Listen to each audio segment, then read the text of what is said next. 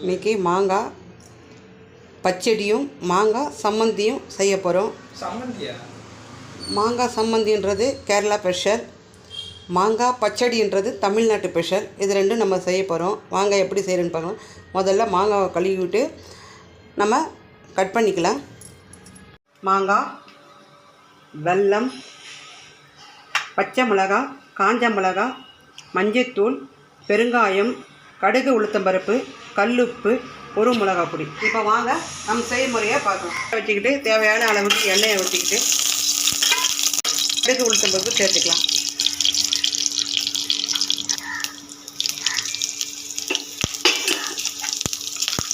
காஞ்ச மிளகாய், பச்சை மிளகாய்.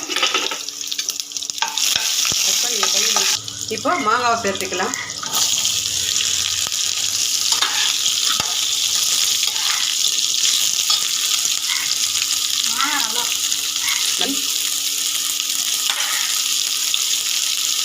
ருசிக்கேற்ப கல்லுப்பு, பெருங்காயம், மஞ்சத்தூள்.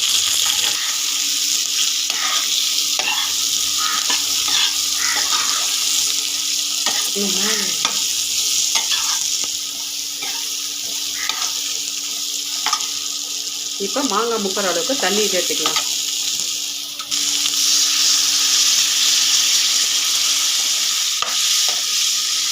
மாங்காய் ஒரு அரை வேக்காடு வெந்ததும் நம்ம வெல்லத்தை சேர்த்துக்கலாம். வெல்லம் பொடிச்சு இப்போ நம்ம நல்லா மாங்காயை இந்த தண்ணியெலாம் சுண்டி வேகணும். அதுக்கப்புறம் தான் நம்ம பொடியாக பண்ணியிருக்கிற வெல்லத்தை சேர்த்துக்கலாம். கருத்துலுக்கு தண்ணி ஊற்றிக்கலாம்.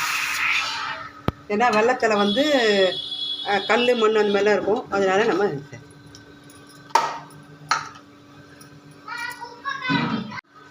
வெல்லம் நல்லா கரைஞ்சிருக்கு பாருங்கள். இப்போ நம்ம வடிகட்டி மாங்காய் சேர்த்துக்கலாம்.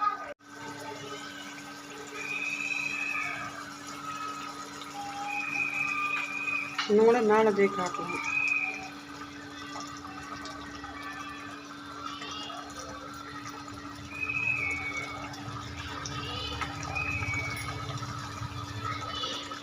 போதையா அவ்வளோதாங்க, மாங்காய் பச்சடி ரெடி ஆகிடுச்சு. பாருங்கள், நல்லா ஒரு கலந்து வெல்லம் மாங்காவும் நல்லா கலந்து ஒரு திக்னஸ்க்கு வந்துடுச்சு. இந்த மாங்காய் புளிப்பு, காரம், இனிப்பு சாப்பிட்றதுக்கு ரொம்ப சுவையாக இருக்கும்.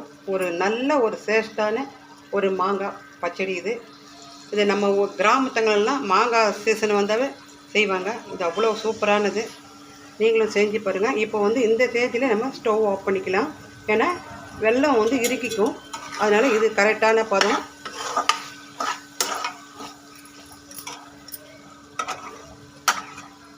டேஸ்டியாகவும் இருக்கும். இது நீங்களும் சாப்பிட்டு பாருங்கள். பிடிச்சிருந்தால் ஷேர் பண்ணுங்கள், லைக் பண்ணுங்கள், சப்ஸ்கிரைப் பண்ணுங்கள். மாங்காய் வெல்லம் பச்சடி ரெடி ஆகிடுச்சு. வாங்க சாப்பிட்லாம்.